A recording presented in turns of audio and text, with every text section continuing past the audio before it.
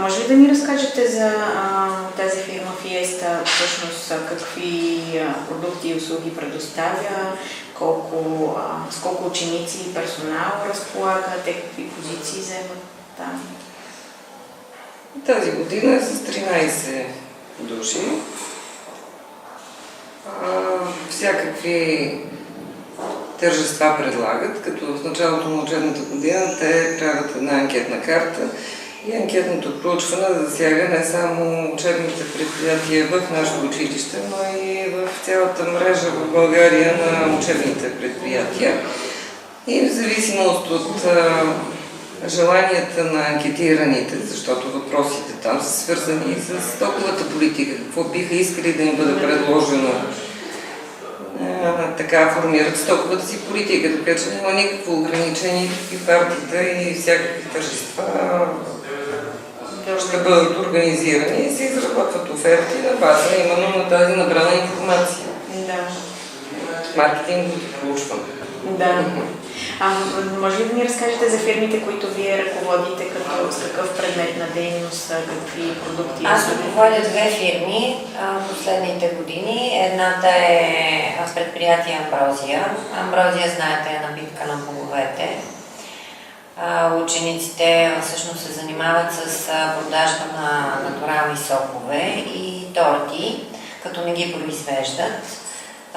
Имат определени доставчици, които са наложили своя имидж на пазара, купуват от тях заготовките и ги препродават, като пак наблягам на това, че ние не произвеждаме реални продукти и няма покупко-продажба с реални пари.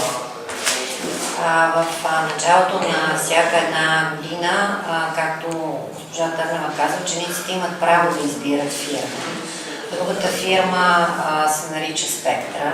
Тя извършва търговия с канцеларски материали. Купува ги на едро и ги препродава. Ако учениците са избрали съществуващо вече предприятие, то подлежи само на пререгистрация.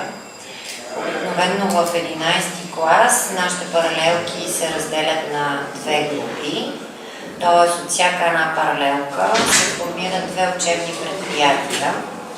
В тези предприятия обикновено работят 13, 14 или 15 ученика, в зависимост от броя на учениците в паралелката, като те се разпределят в структура, която включва 4 обикновено основни отдела. Единият е административно-правен отдел, вторият е маркетингов отдел, третия е търговски отдел и четвъртия е счетоводен отдел. Естествено, в счетоводния отдел се занимават с счетоводната работа, откриват банкова сметка или захранват съществуваща такава, превеждат ежемесечно работни заплати на сътрудниците, тъй като всеки един сътрудник има определена работна заплата съгласно неговата длъжностна характеристика и неговия трудов договор, който е изготвен пък от административния отдел. Занимават се с отчитане на разходите и отчитане на приходите. Приходи нашите ученици имат много, тъй като те ежегодно участват в международни и национални панаири, където се срещат с техни съученици и партньори. Там имат много сключени сделки и генерират много продажби, много покупки. И това е една страхотна обмяна на опит за тях. Комуникират на чужд език, виждат нещата как се случват на практика. Те аранжират щандове по свой уникален начин. Всяка една от нашите фирми е уникална сама за себе си и се връщат в училище да споделят своя опит с десетокласниците, заредени с изключително много полезни емоции и наистина стават като един екип. Подкрепят се, научават се да работят в екип, научават се, че всеки трябва да приема другия такъв какъвто е, че всеки е силен на дадено место и не толкова силен на друго место, но това не е проблем. В търговския отдел учениците се занимават с това да подготвят през годината какви продукти ще продава или ще търгува или какви услуги ще предлага дадената фирма, даденото предприятие. И освен това правят ценова листа, съответно в нашата национална валута и в евро, тъй като споменах, че участваме и на международни конкурси. В административно-правен отдел се занимават с изготвянето на мотивационни писма, на трудови договори на сътрудниците, с определяне на работни заплати. Естествено, боравим с действащата нормативна база в страната, съобразяват се учениците с минималните прагове за заплати съгласно НК и действащото ни законодателство.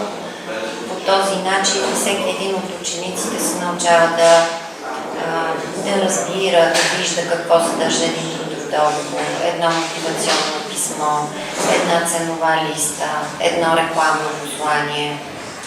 И последният отдел е маркетинговия. Мисля, че за него не казах. Естествено, с основни акценти маркетинг и реклама, изготвяне на маркетингова стратегия. Учениците в маркетинговите отдели смятам, че биха се справили много по-добре, ако имаше много организации и фондации, отворени към това да финансират участието на нашите ученици, тъй като те изцяло сами финансират това тяхно участие. А знаете, че в един момент всичко е въпрос и на финансови средства. Надявам се за в бъдеще и държавата да осъзнае ползата от такова финансиране на едно такова практическо обучение. Те изготвят сами своите каталози с продуктите, свои визитки, свои флаери. Всяка една фирма в нашето училище има уебсайт, сами си подготвят уебсайтовете с помощта на колегите по информатика. И общо взето наистина прилагат наученото на теория до 11 клас в реалната практика с помощта на всички колеги, които смятам, че много успешно работим в екип. Да. Много ви благодаря. Аз